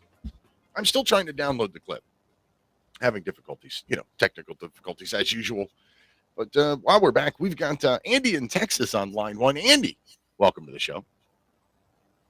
Oh, hey, thank you, sir. I appreciate you letting me chime in here. You know, as far as those tips go, I find it, all these different tips that we do. You tip your limo driver, you tip your cab driver, you tip your waitress, you tip the women that you paid money to go see do their thing on the stage. You know, we're tipping, and it seems to be a way of life in this particular moment. But my question is how are you going to do that when the CBDC comes in, when we're doing nothing but digital here? Right. That all goes away. Oh, no, it won't. It won't go away. They'll still, they'll have your, hey, you can Venmo me, and stuff like that. Yeah, okay. You'll still be able to tip them. Or just rub your phone together and give them $1 or something. Yeah, something like that. So it'll still happen, but now the government will know exactly where every dollar went. My issue with the tipping thing is there are certain jobs that you tip for, and there are certain jobs that historically you didn't.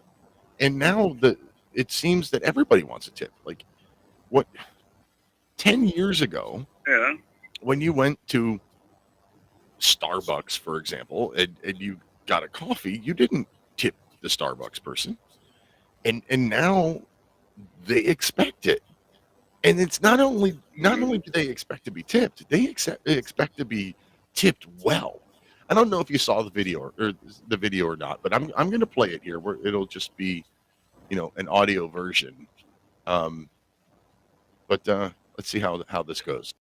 Thought she'd left a fair tip for her pizza delivery, but the DoorDash driver didn't agree, and he let the homeowner have it with some not so nice language. So how much should you tip to avoid a similar run-in? It started as a normal pizza delivery. The delivery guy hands over the pizza, but he's clearly not happy with his tip, and he has some strong words for the homeowner. I just want to say, it's a nice house for a $5 tip. You're welcome. That was rude. The total cost of her order of breadsticks and a medium pizza, $22.78. So the $5 she gave the DoorDash delivery guy comes out to a 22% tip. Sounds pretty reasonable. Call him up. So 22% seems pretty good in any situation. But I want to bring up... She should have gave him $44. The same price of the pizza. Should have gave him that in a tip. Are you kidding me? That's today's world. That's what we have to do. Right. Come on, Peter. It's the entitlement of it. You've got a big, beautiful house. You can afford more than $5. Give me your money. That's the attitude that this guy put off. The funny thing about it is, I don't know if you know how DoorDash works, but when you decide to do a DoorDash gig, one of my coworkers does this because he's bored. He's single. He lives alone. He works for the post office during the day, and then rather than just drinking all of his money away, he does this at night. So he says what happens is you go into your little app on your phone and you say, "I'm ready to do work," and then the app shows you available jobs around you, and you, as the DoorDash delivery driver, you get to pick and choose which jobs you accept. And it tells you before you accept the job how much the tip is. So this guy has absolutely no right to be angry. If it wasn't enough, enough tip, he didn't have to take the job. Well, you know what, Peter? I mean, if the guy slipped some extra pepperoni on there, maybe an extra $5 on top of that $5 would have been okay. Or maybe he threw some cheese on there. That'd be like me being at a bar, and I know the girl's fixing me strong drinks all night long. Why? Because I'm tipping her well. And she's like, okay, instead of just the regular shot, she's dumping a little bit more in there. You can taste it. That's worthwhile for tipping. Or some girl gives you a little bit of attention at a strip club or something like that. Well, that's worth more when she gets on the stage for throwing some tips. But this guy didn't offer her anything at the door besides the damn pizza she ordered. And he wanted more. And he got 25%. He did his job. He did not go above and beyond. Unless he showed up at the door like 33 seconds after that pizza came out of the oven, he didn't go above and beyond. He did his job. Do we honestly live in a society today where it's okay to expect a tip for doing your job? Yeah, entitlements, Peter. Entitlements. Everybody wants an entitlement. Think of all these people who are running around in California who are Newsom. Oh, we want to be the president. I'm Newsom. I'm coming to be your president. And he's got a tyrannical state going on right now where you can go and rob people.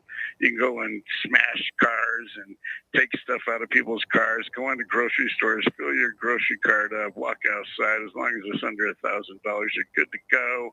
I mean, we're in an entitlement. Now they're talking about reparations for black folks. And how do we determine? You know what? The Irish were slaves too.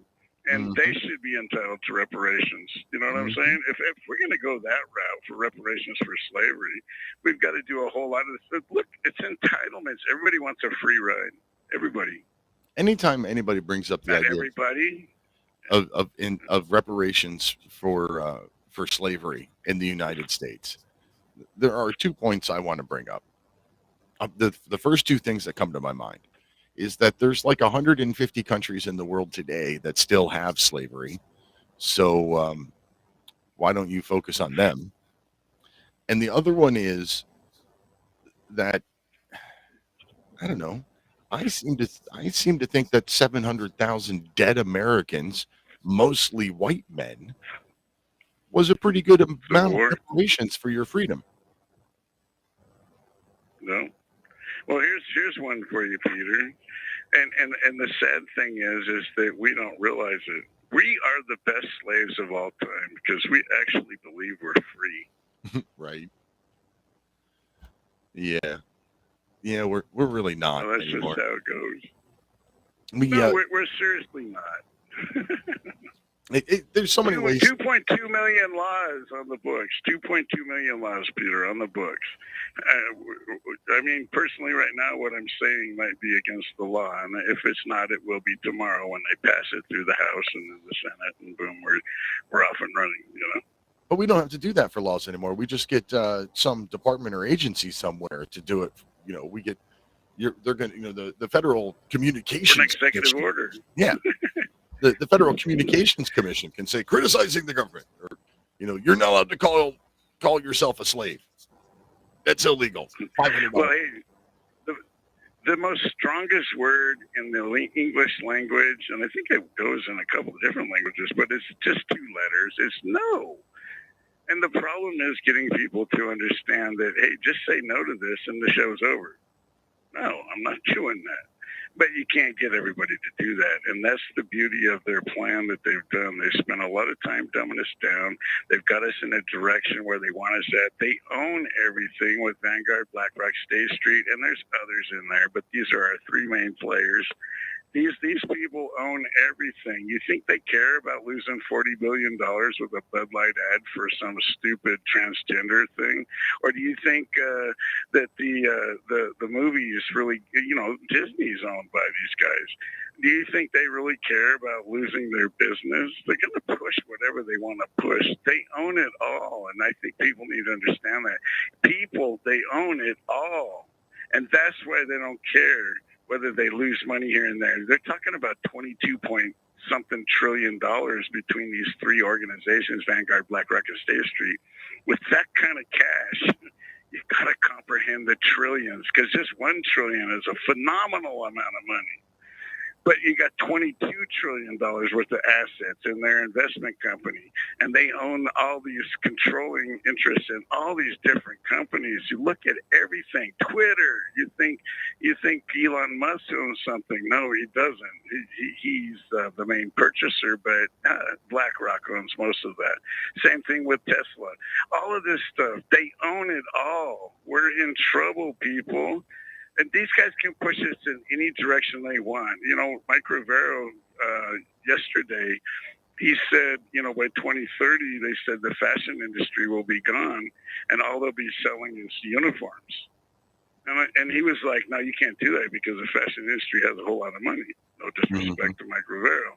But if Vanguard, BlackRock, and State Street owns the fashion industry, which they do, they can put out nothing but uniforms. Now, of course, we'll always have our clothes until they wear out, but eventually we'll all find ourselves buying uniforms. Might not happen by 2030, but it's an interesting concept.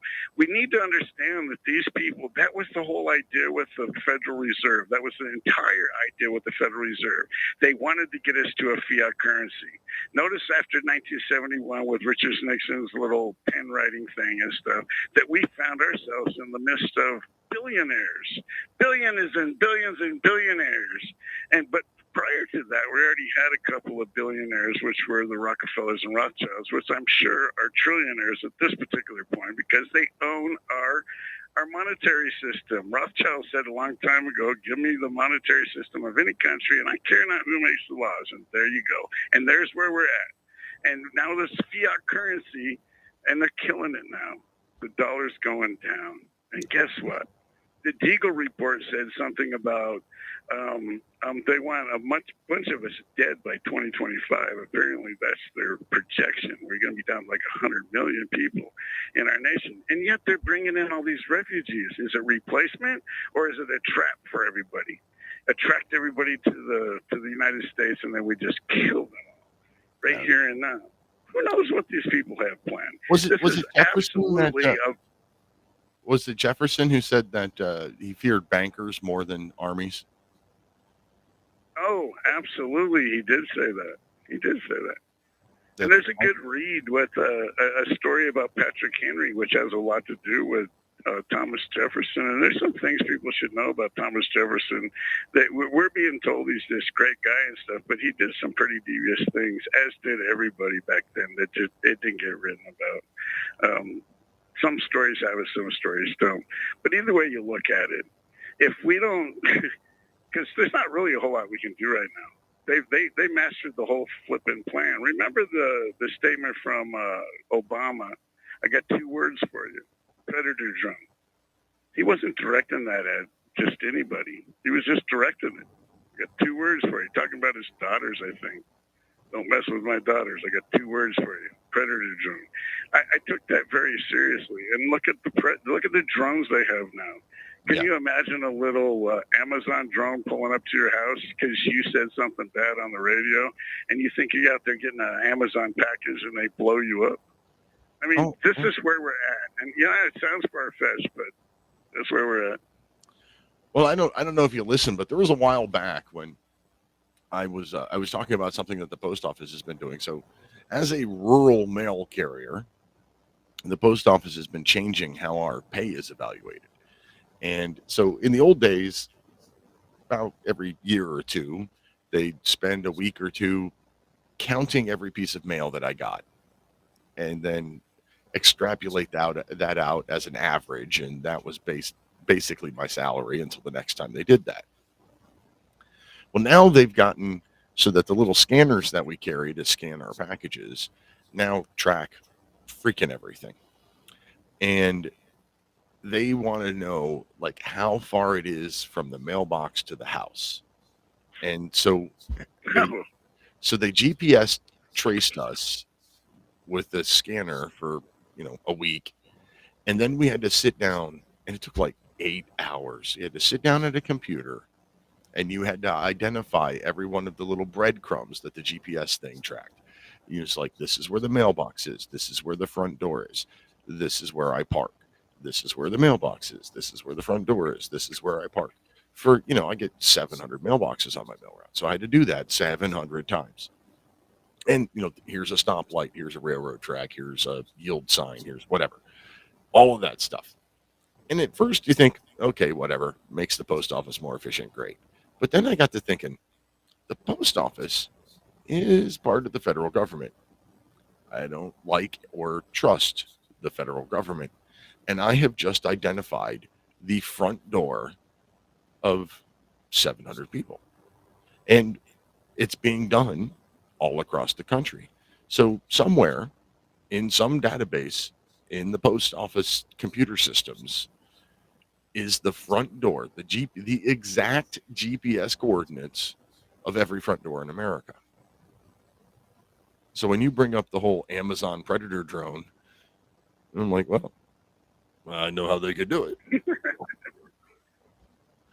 Oh, exactly. And you can thank Tesla. Let's not go with Elon Musk because he's a front man, just like Biden's the front man for our country. Bill Gates is the front man for vaccines. Dr. Fauci is the front man for medical history, whatever. But there's a whole master plan going on here, and it started a long time ago. And none of us can beat this right now. The only way we can beat this is if we get a collective together and they just say no. Or we find a big collective, a nice little collective, and we start our own little society. And we say no to everything else that's going on. I don't see any way out of this, Peter. I really don't. But, the one thing I do know for sure is we're not getting a political way out of this. Donald Trump is not going to save us. Ron DeSantis is not going to save us. Robert Kennedy Jr. is not going to save us. This is beyond political. George Soros bought most of all of this judicial system and stuff that we got. So no matter, even if they want to file a charge or whatnot, it'll be kicked out. Donald Trump had an obvious ruse in 2020. He went to the Supreme Court. The Supreme Court said, you have no standing. What? Okay. You know what I'm saying? So this show's over for us, and it has to be. I don't want to be the Debbie Downer here, but the thing is that look, until we the people organize and decide that we're in control of our lives, because right now we're letting the government control our lives. They control our inflation. They control all this stuff. We need to find new ways to barter. We need to find new ways to communicate. I would love to get together in some sort of VFW or something like that, where cell phones are, and we'll pat people down. Have a conversation without a Bluetooth in the room, or a smart TV or anything like that. Just have a cabin, and let's just talk about what's going on in the world and see if we can't hammer something out that we could possibly do, at least in our local community, if we can't come up with something federally. I think there's a lot of stuff that we can be doing, but because we're so brainwashed and we have a life, you have to get up tomorrow and go to work. So does everybody else. They got kids. They got to go to the soccer games. We've also gotten lazy. I mean, let's think back to 1775, 1776.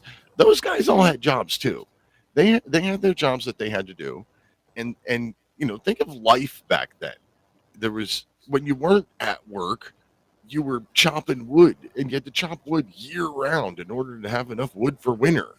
And you had, not just wood for winter, but for cooking. Yeah, every but that's day what I mean. You cooked with wood. Like, really, the amount of leisure time that we have today versus the amount of leisure time they had 250 years ago is insane. And we've just gotten lazy. I mean, I get home from work. Well, let's say, it varies from day to day, but let's pick an average. And let's say I get home at 3:00 on average. Well, I don't go to bed until 9 or 10. So that's 7 to 8, 7 hours, 6 to 7 hours after work where I'm home. I'm taking an hour out of that for cooking and eating. So that's 5 to 6 hours a day. I don't really do all that much in that 5 or 6 hours. Maybe we go to the store, maybe we do a project around the house. Other than Thursdays, when I've got this show and all the prep work that goes into it and all that kind of stuff, I don't do all that much after work. Hours of my day is relaxation time. They didn't have that 250 years ago, but we've gotten so accustomed to it today that we don't want to give that up to do something. If you look the Boston Tea Party, that act of tyranny or treason or whatever King George called it, I don't know. That was over a 2% tax on one luxury item. That would have cost the colonies a grand total of like $100,000 a year. in today's money, like translated to like $100,000 in today's money. Well, I can imagine, because when I was a kid, I could buy 10 candy bars for $1. Right. Okay, so I can imagine what a penny was worth back in those days. You know what I'm saying? Because there was no inflation back then. It was worth what it was worth. And that was you could get like 4 or 5 candies for a penny back then, or probably even more. We have become the exact tyrannical government that our founding fathers fought off and tried to protect us against. We give so much money to government. It's insane. I tried to figure it out. When I wrote my first book, Progress, really, I tried to calculate how much money we actually spend goes to government in some way or another. And some of it was pretty easy to calculate. Obviously, your payroll taxes and your income taxes and Social Security and all that stuff. That's easy to calculate. The taxes that show up on your utility bills, those are easy to calculate. Sales tax was relatively easy to calculate. You just had to keep receipts for a while and figure it out after the fact. Gasoline tax, that was a little trickier because I had to figure out how much it was per state versus for the feds, but I could calculate it. The one point where I hit the brick wall of I can't figure this out is the corporate income tax that's embedded in the cost of everything that we buy. I figured out that I kind of, I got to like 45% of my income was going to the government in some way or another. And then I hit that corporate tax thing that I couldn't calculate. So let's just say 50% of our money goes to goes to government, whether it's state, local, federal, property tax, registering your vehicles, paying for your drivers, all of these taxes and fees and registrations and nonsense. Add that all together, and like half of your money goes to the government. Yes, and you know what, Peter? That's funny you should say that. Because there's a guy out there who put it together very well. And if you actually technically take every tax you ever pay, your sales tax, your property tax, your income tax, this tax, that tax, all this tax and stuff, you actually come out in the hole by the end of the year. Yeah. I mean, in all honesty, you do, especially. Yeah. And the Boston Tea Party was over 2% on one item. Our Revolutionary War, we threw off a king, started our own government over taxes that were a small fraction of what we pay today. That's for sure. All right.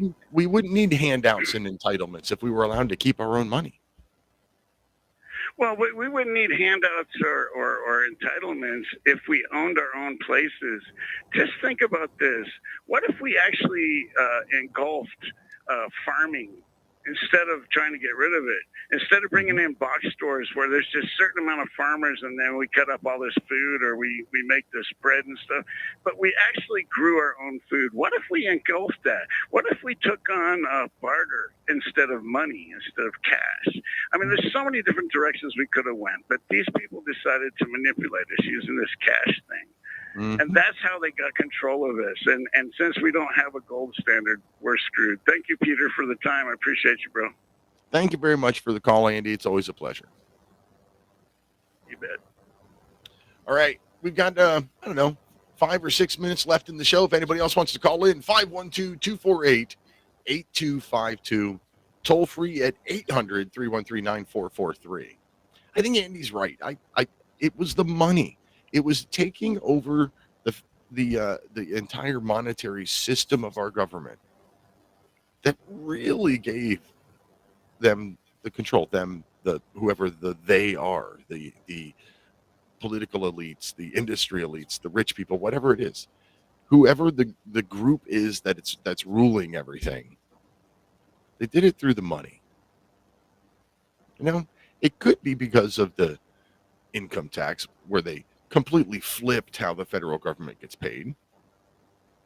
Remember, prior to 1913, when the federal government needed money, they had to basically send bills to the states that were apportioned based on the population of the state. The state decided how to collect that money, and then the state paid it to the federal government. Then, 1913, 16th Amendment, IRS created, income tax created, and now the federal government can bypass the apportionment, reach right down into your paycheck and take that money. Now all the money goes to the federal government, and a big portion of it gets divvied back out to the state governments in the carrot and stick format. Hey, we'll give you this money if you do this whatever green agenda item, or we won't give you this money unless you I don't know, ban cigarettes or ban flavored cigarettes, or in the case of Ronald Reagan, you're not going to get all of your federal highway money unless you raise your drinking age. It's all about money. The fact that the money isn't on a gold standard anymore gives them the control of how much it's worth and how much to print and all of that. And the fact that our tax dollars go to the federal government and get divvied back out in carrot and stick form back to the state governments gives them that power.